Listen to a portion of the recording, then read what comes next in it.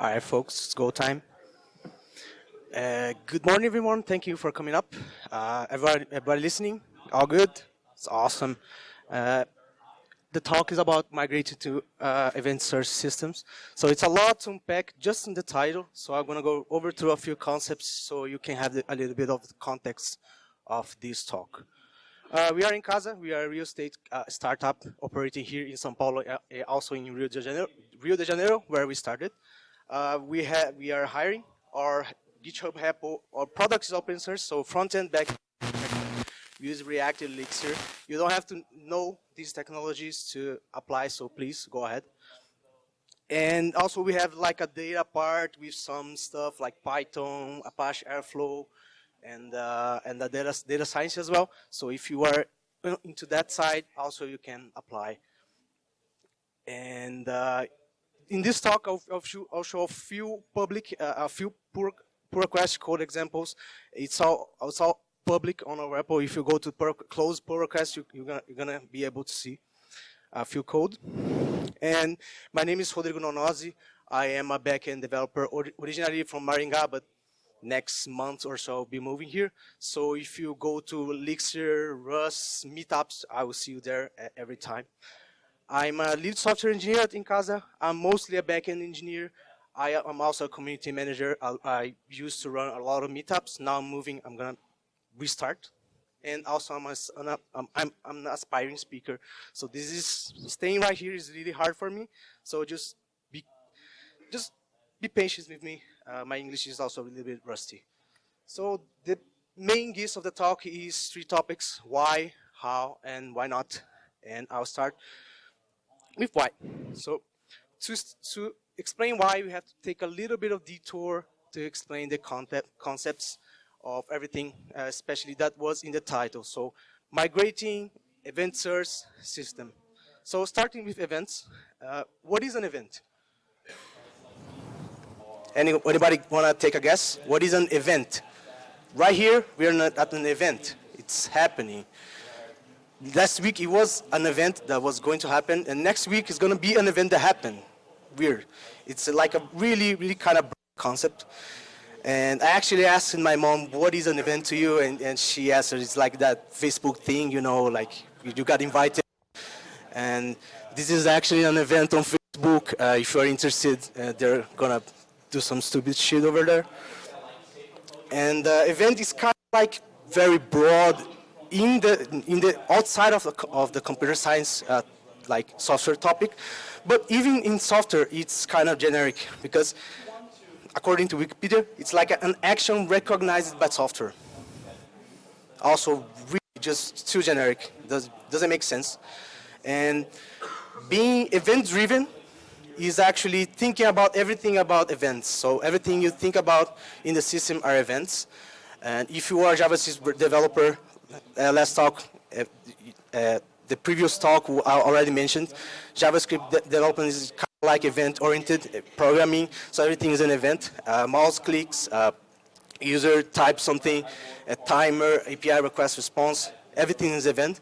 So when you model your program, transform data, think about events, that's kind of like event-driven.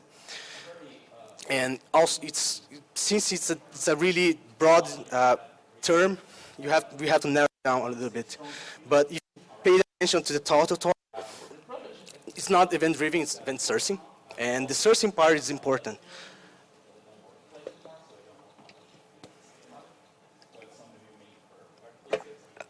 And event sourcing and it does not necessarily mean event-driven, nor the otherwise. So the sourcing part is important. What is the source? Source of our system. In this context, source means data. So our source is data. So what means that our source, which is the data, is driven? If we go back again on definition, what is being a data-driven and data event-driven? It's kind of hard, but the gist is everything, we simplify everything in our system. Our system is basically getting data to transform something into data. So going back to the basis, variables, int, boolean, char, strings, tuple, lists, objects, everything is data for the program, and we have code, and the code transforms the data into something else. And again, in this context, our source is our data, and modeling our source through events is what we want. It is our context. So this is basically the most abstract way. I'll give you a better example, a more practical example. So who here never used SQL or relational database? I'm not sure if nobody's listening to my talk or it's just like everybody uses SQL, but I'll assume that. So this is a table. Listings is actually like a publication of a realty in our platform. So I'm selling an apartment. I'll create a listing to announce that I'm selling an apartment. And it's basically a row with the ID and the price. This is our basic relational model. If we want to update a listing, say the price changes, it was hard to sell, so I decreased a little bit. Just gave an update. And if you didn't watch the talk yesterday, please include your SQL inside your transaction so it doesn't get inconsistent state. So this is a bad example. But we are updating the price of the listing with ID 3, and now it's updated, right? It's pretty common. Everybody does it. It's the gist of web development. Event sourcing with this example is like this. Instead of having a list with the current state of the software, we're gonna persist and model our data through events. So if you see the first example, listing inserted. See, this is in the past tense. This means that an event happened. A listing was inserted. And we are just persisting like in a row that a listing was inserted with ID 1 and price 1,000. And the same thing with the 3 listing that I exemplified to you before, with one difference: the listing updated. So not only we are sourcing, modeling the insertion to events, but also the updates. The difference here is that compared to the previous example, this stays here. So previous example, we update the record and the previous price of the listing with ID 3 disappeared. We don't have the history, but here it's still persisted here. So this is how we do event sourcing, kind of like a basic, not exactly in the practice like in a database row, a table like this, but this is kind of the idea. If you are familiar with Git, Git is event sourced. So every commit in a Git repository is an event with a difference in code. So when you clone a repository, you get the current state of the code, which is the top of the master, the actual, the more update code, and the history of the commits is a subsequent apply of Git changes until the repository is empty. So you have the full history, and every commit is an event that is persisted and saved in the platform. And that's basically why event sourcing. Event sourcing has a lot of benefits to us, at least we thought, when that I gave you an example of listing, which is a real estate publication. So sometimes prices changes, there's like an interest shown and negotiations going and retracted. We kind of like the history of things to see how things are going. Our data team loves everything data, so having the history of everything that is changed is really beneficial.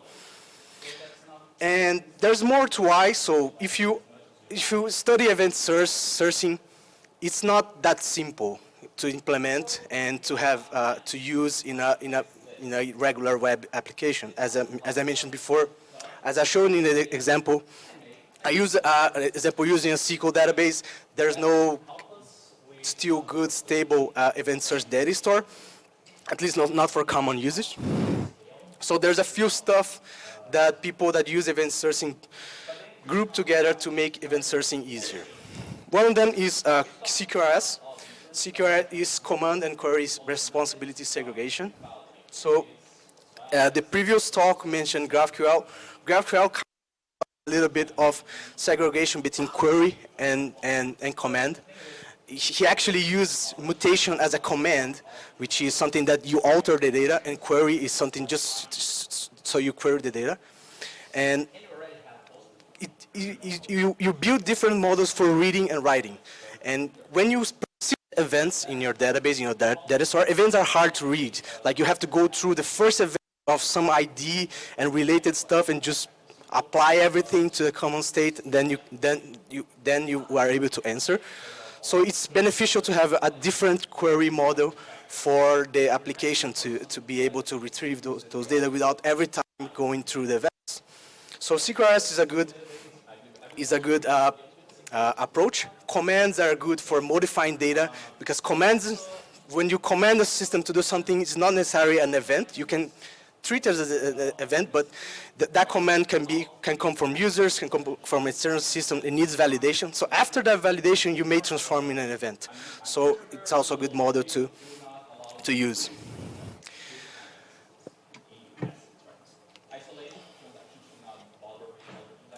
DDD. Okay, so this is a broad topic. Who here have heard of DDD? Now I can see who's listening, sort of. And DDD is domain-driven design. And it's like a huge topic. The original book is 15-year-old, I guess. The blue book is like this, and the distilled version is like this. So it's simplified. It didn't decrease that much. And it has a lot of patterns and strategy and tactics for designing complex systems. And when we study event sourcing in CQRS, we kind of accidentally come to DDD because it also has a lot of strategies to cope with the complexity of event sourcing. One of them is aggregates. Aggregates is, I have to read this because it's hard.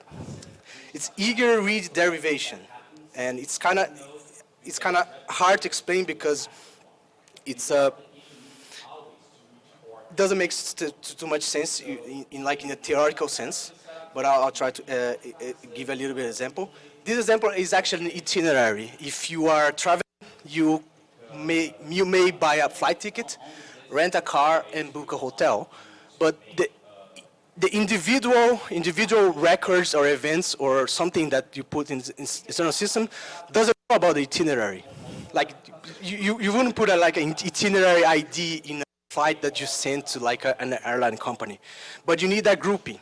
That grouping is like a logical modularization for you to group this so your trip makes sense. Because if your flight is different than the period you rent a car, your trip doesn't make sense, and it's like you're gonna not have a place to sleep. Like for example, if you book it in a different day in a hotel.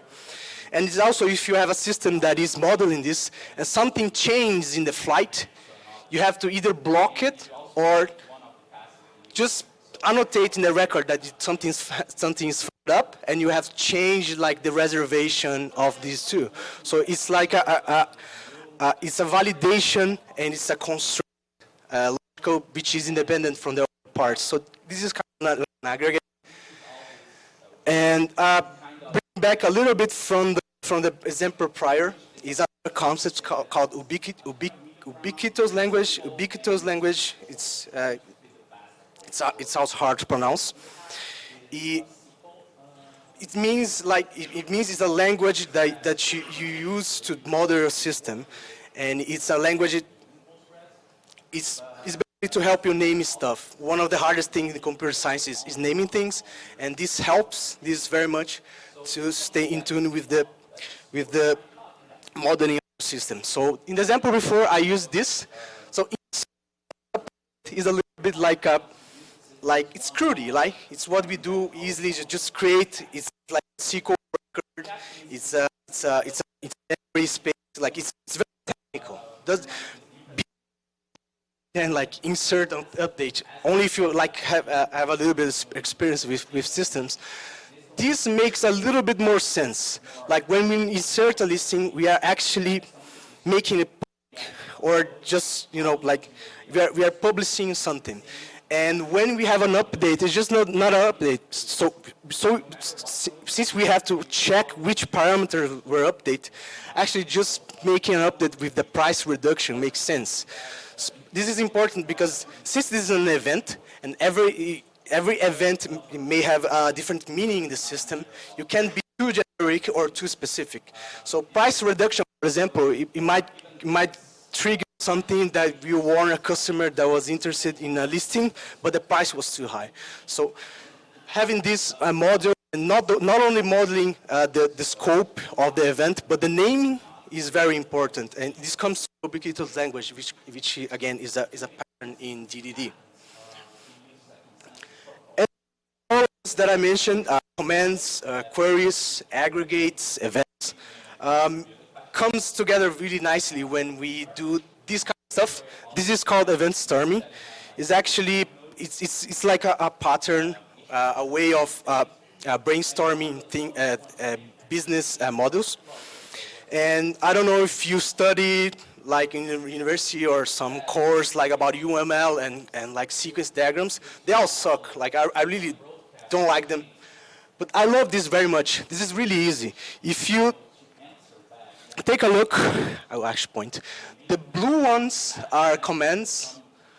Is it blue? Or it looks blue. It shouldn't be blue.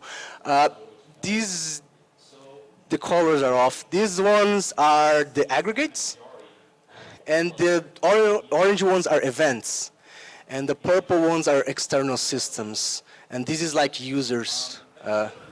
So when you kind of sit down with someone that is not technical, and with POSIX you put it on this board, this makes sense.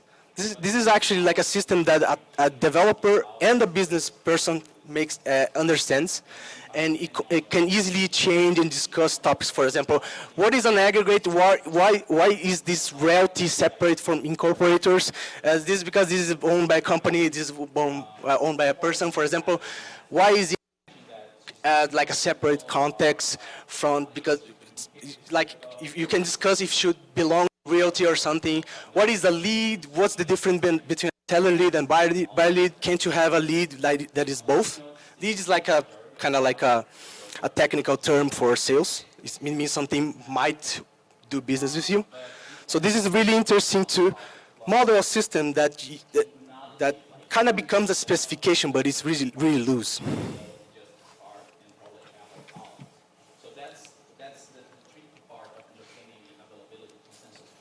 And getting back to why a little bit, now a little bit more technical. When we think about not event sourcing, but also event-driven, event-oriented programming, things become really decoupled. As I mentioned before, like when modeling events, you can handle events separately and independently through event handlers. And you can just listen to event and react to when things happen. So it's one of the benefits of programming JavaScript. I actually don't like JavaScript very much, but that's something I really like. And make things decouple, and it's easy to not have that too much code that like a bunch of if statements, a bunch of like conditionals and loops that does a lot of things that's supposed to do. You can just have like a simple command that emits event, and someone that is interested in the event should handle that separately, and also asynchronously. So asynchronicity is something really interesting to have in a backend system, because it makes things a little bit more scalable. When things are asynchronous, it's kind of, some people say it's easier, sorry, it's harder to debug.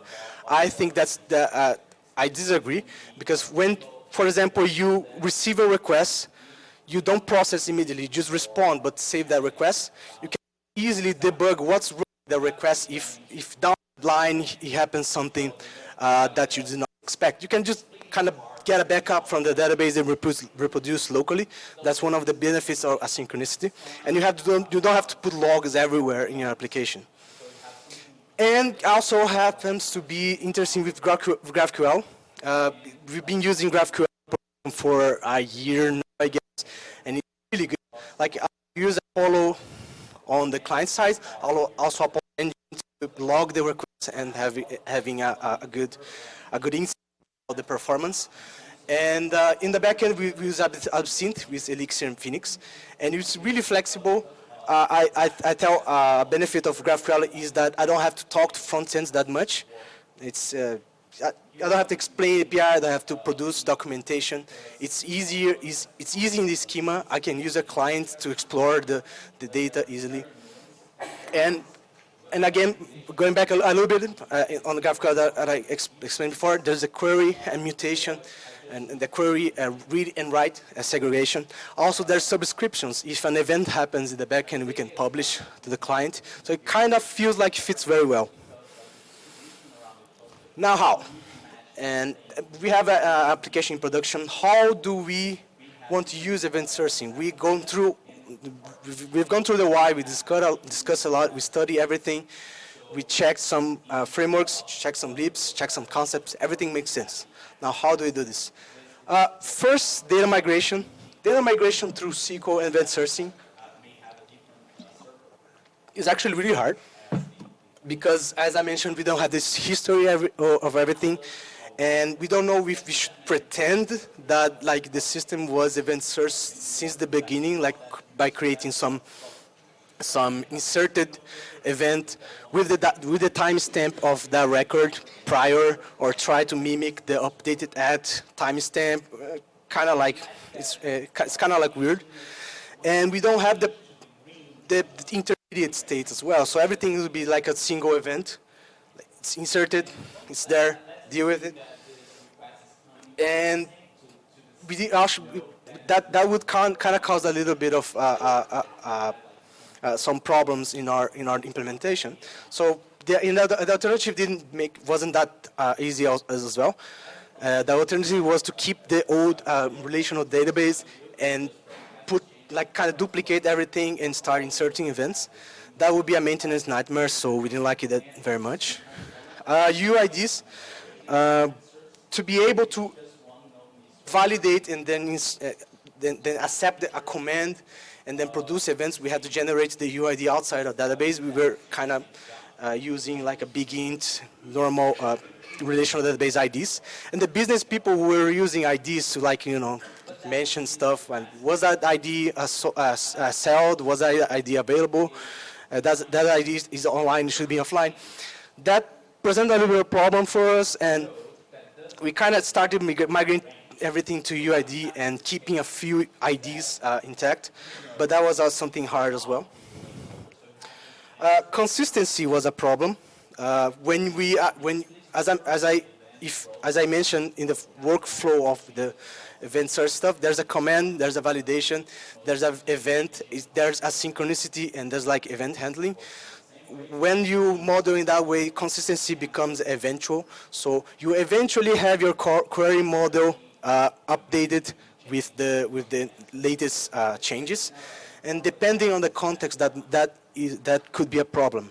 For example, we have again GraphQL mutations. Mutation is not only a command that you give parameters to make the change, but also you can have a query-like body to return something that was updated as well to use in our application. So if we wanted to switch to things more asynchronous and through commands like in CQRS, and we will lose that flexibility, that awesome things that GraphQL gives, which is the query after the mutation. So we didn't want to do that. And also, strong consistency is kind of needed in some places of the applications. And when you have things based on event handlers, that was a little bit harder to process. And aggregates, most of our aggregates wasn't in the example like I mentioned. We didn't need too much validation. We had like several types of aggregates that we just wanted to insert in the database. We just wanted to then handle later. It's something happens. I think happens in business data is kind of evolving and things are changing too fast. So when we try to model aggregates in a way that things will change, we found out it wasn't that simple. So, and also same thing with events. We're modeling events and we make a mistake. Since the history is in the database, that posed a challenge as well. Should we edit the events, or should it create event version? Like it's not something really easy to do, and we should avoid as much as possible. And also, we had our boundaries of the system were kind of crude, like everything was insert, update, and delete, and we were still not that much sure to change the naming of the stuff into a language that makes sense to tech people and business people, because the business was changing also fast. So we need a little bit of time to have it to be stable, to be able to get the benefits of these approaches. This is actually a good picture that I found out about ubiquitous language. It's like a middle term between programmers and developers. And the libraries. Elixir has a popular CQRS event sourcing library called Commanded. And it's kind of like, it's not 1.0 yet.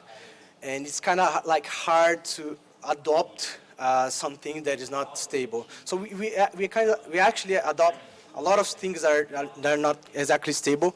We sometimes deploy like release candidate versions to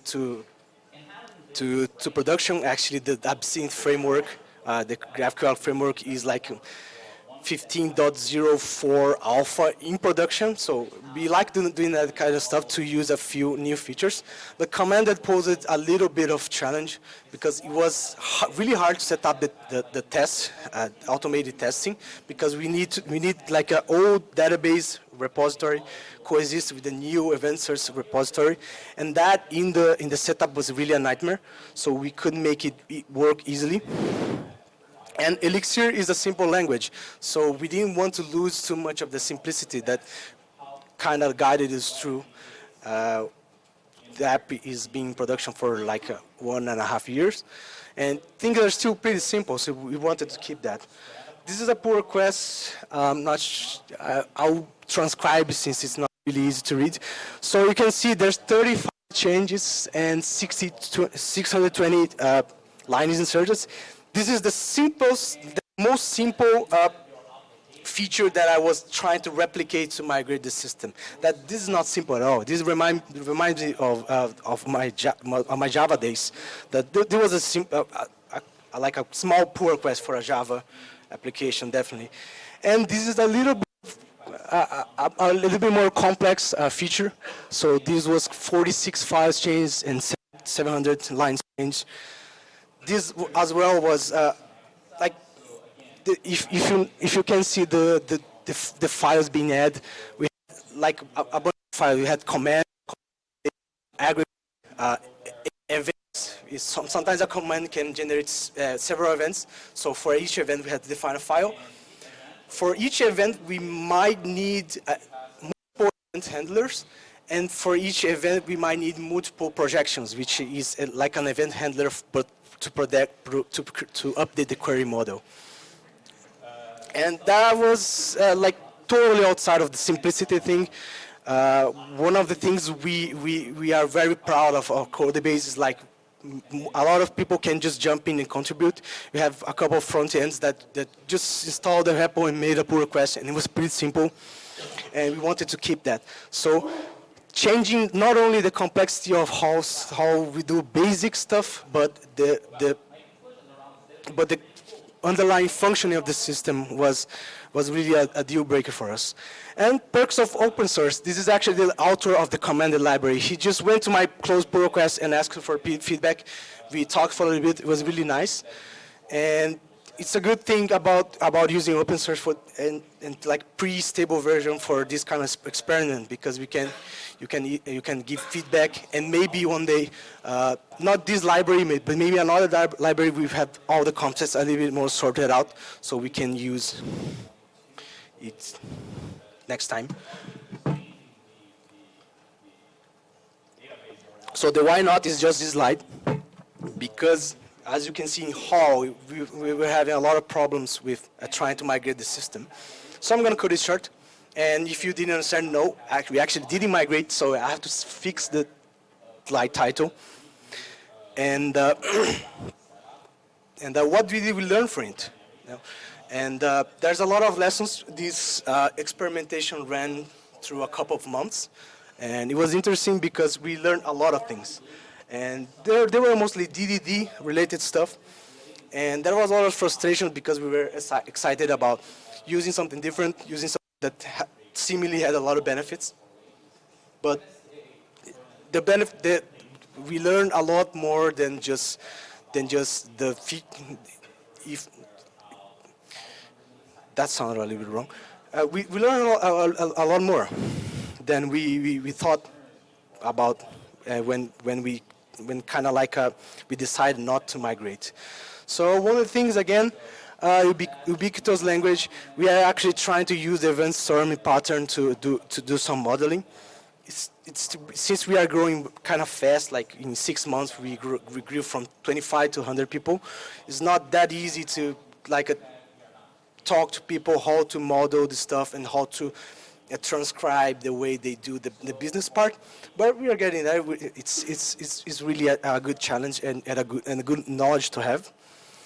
And also aggregate, bounded context, everything that DDD teaches is kind of like we learn through proxy. So one of the things that it's hard to organize in the code when code is like just module a bunch of functions, and Elixir is a functional language, and most of the construction of the language is simple. So it's basically modeling functions, and we don't have a good way of putting boundaries in like a group of modules. And aggregates were a good way to kind of understand how we put in like a box of things and have like a different context for each group of modules. And also domain events between aggregates.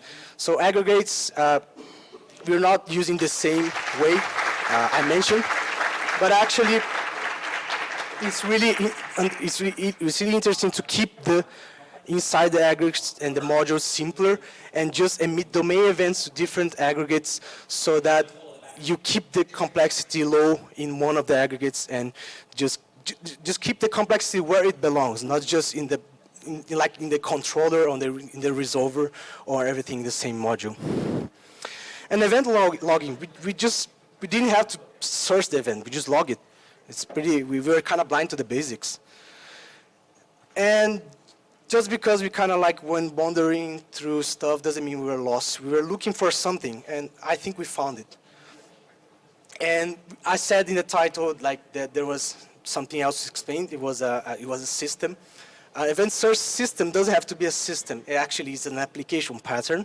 So just because we didn't use right now event source on our backend application doesn't mean we can't use later in a new microservices or just in a service part of the service just for something specific. So again, fixing the title of the application. We actually didn't migrate, but we might migrate in the future. That's it. Thanks, guys.